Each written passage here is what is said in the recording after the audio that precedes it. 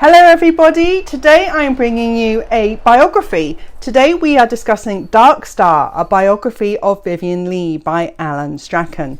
Now I actually asked to review this book because Vivien Leigh is as a person who fascinates me, because she's obviously one of the most instantly recognisable faces in cinematic history, the face of Scarlett and Blanche du Bois in A Streetcar Named Desire.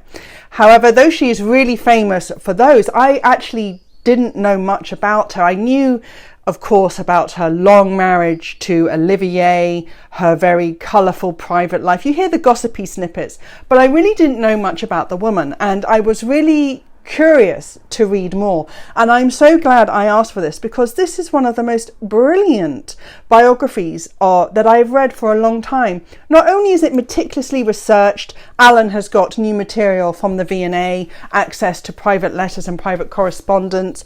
Vivien kept a diary religiously, a sort of a small comment snippets diary religiously throughout her adult life.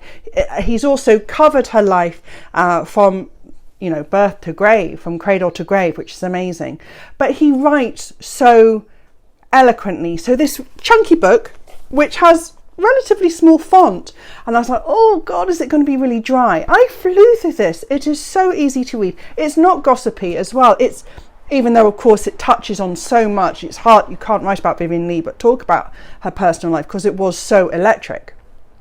But it also really brings out Vivien, the actress, the phenomenal work ethic that she had, her preparation, her commitment to the material.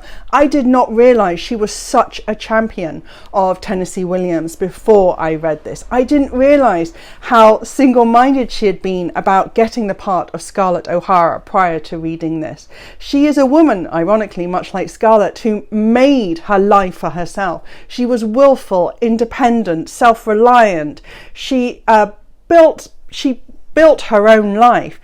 She, of course, was incredibly beautiful. There's no denying that with a face like that, you're always going somewhere. But Alan really brings out that this is not to detract from what a phenomenal, hard-working actress that she was, that committed herself tirelessly to work on stage and on screen.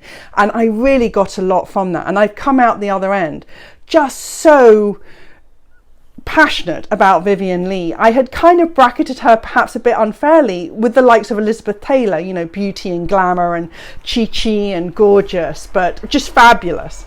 But my God, Vivien Leigh worked her arse off. Amazing.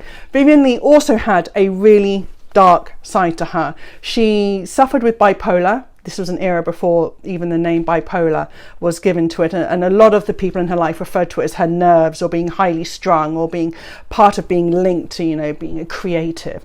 But it was actually bipolar, and her manic episodes, where she would, obviously her memory would be completely blacked out, she wouldn't remember of it, were deeply traumatic.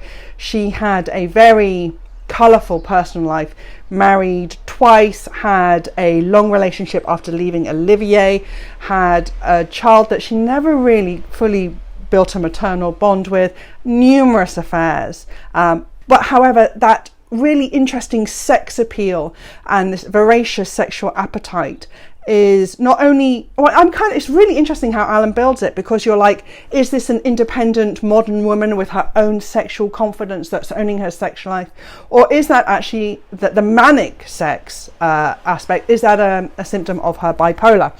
This was but either way, I've come out with a portrait of a really complex, nuanced portrait of an amazing woman, and I've been absolutely blown away by this. I'm going to read to you a couple of excerpts. They're tiny, but they're just really interesting quotes that Alan's been able to pull out in his research that really give a flavour of Vivien Leigh. So in this one, for example, this is a quote from Kenneth Clark's son, Colin. Kenneth Clark was a very famous arts journalist, arts person, art doyen in the post-war era. Vivien Leigh had a mind which left most behind. Most of us simply don't keep our minds in diamond cutting gear all the time. We get lazy. Vivien didn't do that. Vivien's mind was just like a diamond drill. And it really is. I mean, she scoured the text that she was getting for her work. She knew Gone with the Wind by the time she you know, she could quote that entire book by the time she got onto set.